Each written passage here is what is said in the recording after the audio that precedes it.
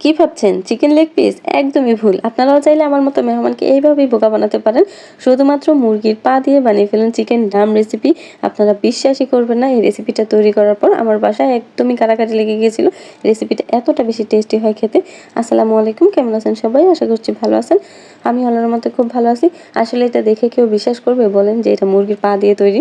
আর রেসিপিটা যে কি পরিমাণে মজা সেটা আপনারা একবার তৈরি না করলে একদমই বুঝতে পারবেন না। তো প্রথমে দেখুন এখানে আমি চিকেনের কিছু পা নিয়ে নিলাম। পাগুলোকে খুব ভালোভাবে পরিষ্কার করে নিয়েছি। এবার চিকেনের কিছু সলিড পিস নিয়ে নিলাম, মানে হাড় ছাড়া মাংস নিয়ে নিলাম। এরপর ৩টা নিয়ে নিলাম কেটে রাখা আলু। তো আমি এখানে মিডিয়াম সাইজের 3টা আলু ইউজ করেছি। এবার সময় বাঁচানোর জন্য আমি এটা প্রেসার কুকারে দিয়ে সিদ্ধ করে নিলাম। চিকেন আর আলুটা অল্প একটু পানি দিয়ে প্রেসার কুকারে 2টা সিটি দিয়ে নিব। তো এই দিক দিয়ে চিকেনের পাগুলোকে আমি একটু প্রসেস করে নিলাম। তো প্রথমে এখানে দিয়ে দিলাম পরিমাণ মতো লবণ, হাফ চামচ হলুদের গুঁড়া আর হাফ চামচ আদা রসুন পেস্ট। এটাকে খুব ভালোভাবে এবার মেখে নিব। আসলে চিকেনের পাটা তো আর সিদ্ধ করে খাওয়া যায় না, এজন্য এটাকে আমরাকে খুব ভালোভাবে ভেজে নিব। তাহলে চিকেন ডামটা খেতে অসম্ভব মজা হবে। আর আপনি যার সামনে তৈরি করে দেন না কেন সবাই বোকা হয়ে যাবে, কেউই ধরতে পারবে না এটা চিকেনের পা দিয়ে। তো অনেক সময় দেখা যায় চিকেনের পাটা আমরা ফেলে দিই। জাস্ট এইভাবে একবার হলো এই রেসিপিটা মাস্ট বি ট্রাই করবেন।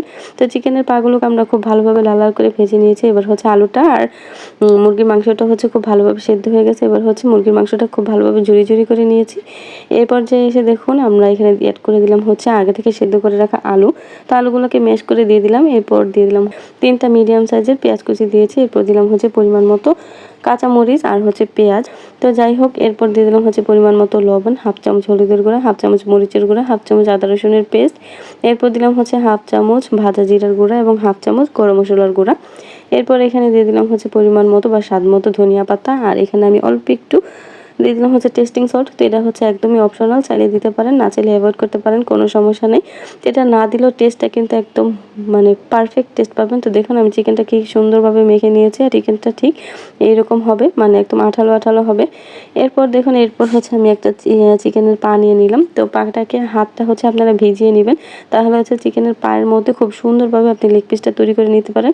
আর যে বাচ্চারা আপনার কোনো কিছুই খেতে চায় না, তো এইভাবে চিকেন লেগ পিস মানে বানিয়ে দিতে পারেন, ওরা খুব অনায়াসে খেয়ে ফেলবে।